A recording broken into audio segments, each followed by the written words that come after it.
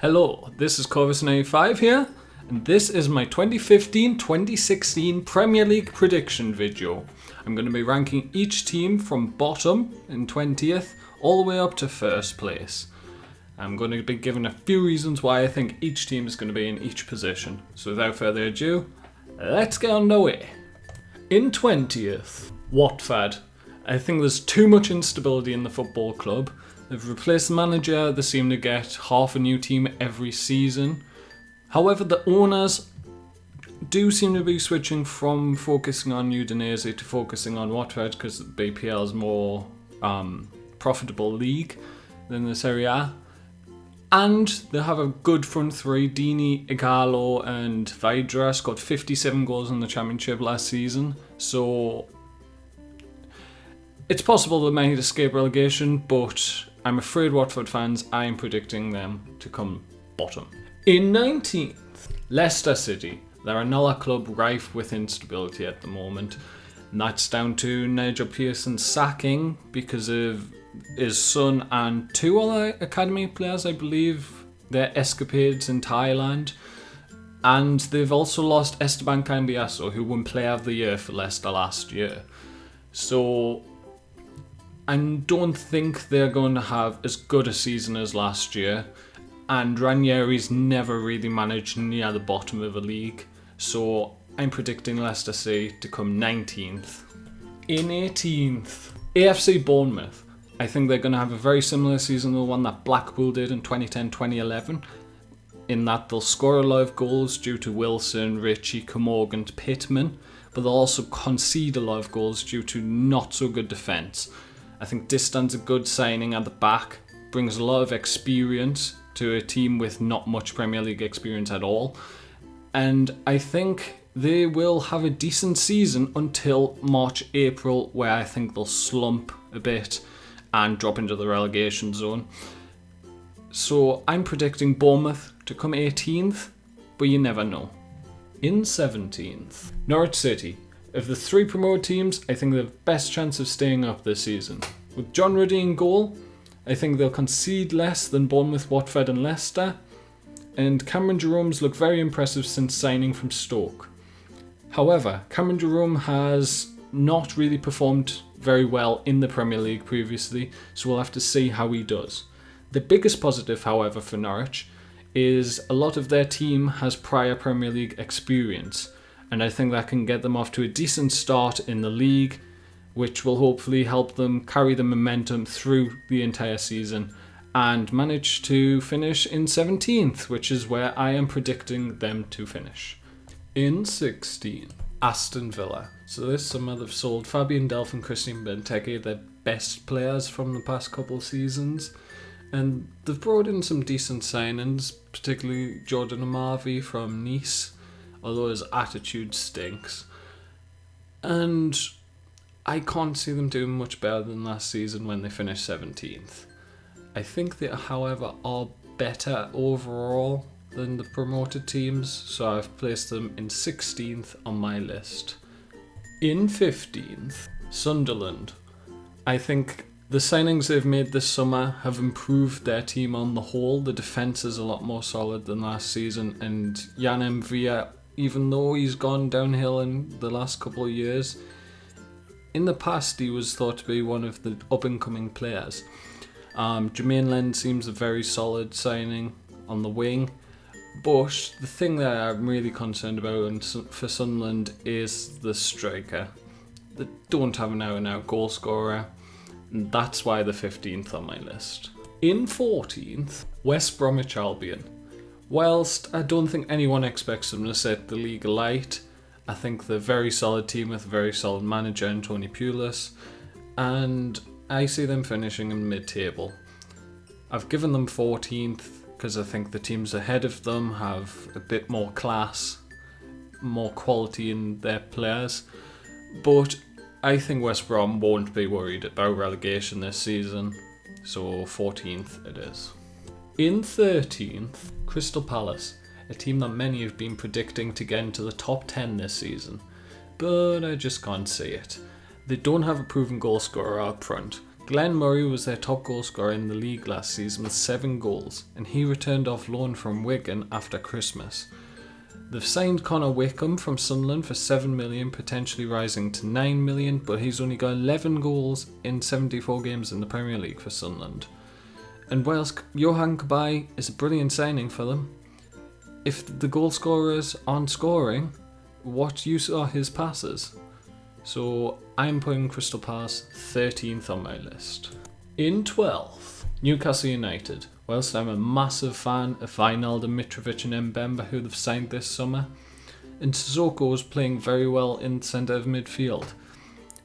All over the rest of the pitch, they have weak links, just in plain sight. Colaccini, Williamson, Gouffran, players like that aren't of Premier League quality. Yet Newcastle is still playing them week in, week out. I just don't understand it. They have the money to spend, they just don't seem to spend it. And that's why I'm putting them in 12th. In 11th, West Ham United. With signings like Payet and Ogbonna this summer, I think their team is looking quite strong at the moment. But I don't want to rank them too highly because I think it might take a season to settle in. But I think West Ham fans would be pretty happy with that, since they just need a settled season where they can perform at a decent level before moving into the Olympic Stadium next season. I'm not sure how Slaven Bilic is going to perform as the manager. I've watched a bit of the pre-season and they don't seem to be that well organised. But I still think they'll manage to finish 11th. In 10th, Everton. I think they're in a bit of a transition period at the minute, with some of the older players, Jagielka, Barry and Baines, on their last legs, probably going to retire from top class football in the next couple of years. And some young guns such as Stones, Barkley and Deulofeu coming through into the first team. Deulofeu I think is a brilliant signing for Everton. Only 4-point-something million as well. But they could potentially lose Stones to Chelsea this summer, and I know he's extremely highly rated at Gerson Park, so that would be a big loss for them, I think. I think he's seen as Jagielka's successor. And Martinez, I think, is a decent manager. I don't think he's a great manager, but I think he'll guide them to 10th this season. In 9th, Southampton. Potential shock here. I've predicted Southampton to come 9th this season. That's due to them having a couple more departures in Nathaniel Klein and Morgan Schneiderlin. I think Schneiderlin was the core of that team ever since they got promoted, and I think he'll be a much bigger loss than the 3 or 4 players they lost last season. They've brought in Jordi Clasie to replace Morgan Schneiderlin, I guess, but I'm not sure it'll happen straight away. I don't think they'll drop off entirely, but I don't think they'll be as good as they have been the past 2 seasons, so I'm going to predict them to come 9th. In 8th, Stoke City. Now, it was a big doubt of Mark Hughes when he took over Stoke, but he's done wonders there. He's added attacking flair to the already defensively minded team that Tony Pulis left, but at the same time he's managed to maintain that defensive prowess that Stoke have. And I think they'll be extremely hard to beat this season by all the teams in the league. So I'm going to predict that they'll do one better on the past 2 seasons where they've come 9th and get 8th. In 7th, Swansea City. Now I think it's very close between Swansea, Stoke and Southampton for 7th, 8th and 9th. But I think with the signing of Andre Ayew and Adair, Swansea will beat Stoke and Southampton to that 7th position, because they will have more goals than both the other two. I think Gary Monk has proven himself to be a very good manager in the short space of time that he's been in management, and I think he'll continue that this season. So I'm going to predict Swansea will finish 7th place this season. In 6th, Tottenham Hotspur. Whilst I think it's very close between them and Liverpool for 5th and 6th, I think Liverpool will just edge it because Harry Kane won't perform to the same level they did last season.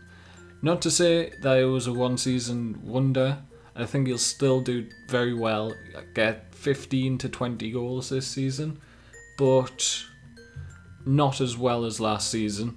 And I think the overall quality of Liverpool's squad is slightly higher than Spurs's. So Spurs will get 6th, and the next team will get 5th. In 5th, Liverpool. Whilst I think Benteke is a brilliant signing, I think it means Liverpool will have to adapt their style of play slightly this season. And that's why I don't think they'll make the top 4. I think their squad is packed with talent, but without being able to guarantee Daniel Sturridge's fitness, even though Benteke is not a one-dimensional player, they'll have to adapt to fit his style.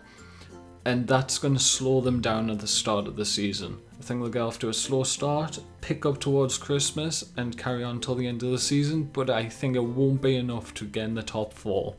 So I'm putting them in 5th. In 4th, Manchester United.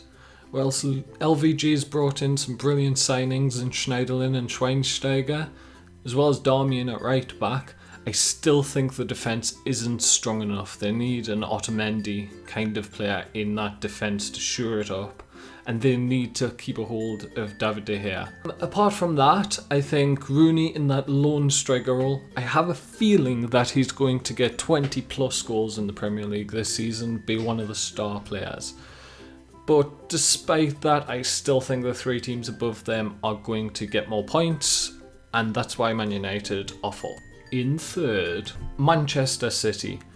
I'm not the biggest fan of Pellegrini.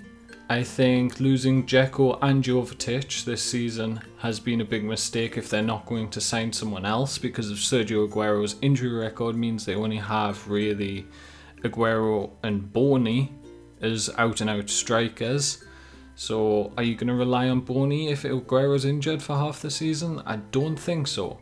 I'm also a bit sceptical of whether Man City's defence is what it used to be, but I still think it's stronger than Man United's defence, so I've put them in 3rd. In 2nd, Arsenal. They had the 3rd best defensive record in the league last season, only conceding 4 more goals than Chelsea, and this season they've brought in Petr Cech. What he does is not just add quality to the backline, but he also adds leadership. And that's what Arsenal's backline seems to need the most. They made 8 defensive errors leading to goals last season, which was the most out of the big teams in the league. They've also seemed to be moving Walcott up front, along with Giroud and Welbeck, and I can see them getting a few more goals than last season, which may be all they need. They scored 71 goals last season, which was only 2 less than Chelsea. So Arsenal, I think, will be right up there all season, but will, unfortunately for them, eventually finish in 2nd. In 1st, Chelsea. Although I think the league will be a lot closer this season, I think they'll retain their crown. Towards the back end of the season, I think Jose Mourinho is a lot more used to grinding out results than Arsene Wenger is. And due to that, I can see Chelsea pipping Arsenal to the title. However, all really depends on 2 main things: injuries and goals. Arsenal's attack has been questioned in recent years. Giroud, is he good enough? Whereas Chelsea have Diego Costa and Falcao. Will Diego Costa stay fit? Will Falcao stay fit? Will Falcao score goals? Diego Costa will, but will Falcao? Will Remy ever get a chance to play? We'll find out, and whoever scores the most and has the fewest injuries, I think will win the league. But assuming they had roughly the same, I think Chelsea have that little bit more that'll get them 1st place next season. Okay, that wraps up this video. Here's my table prediction in full.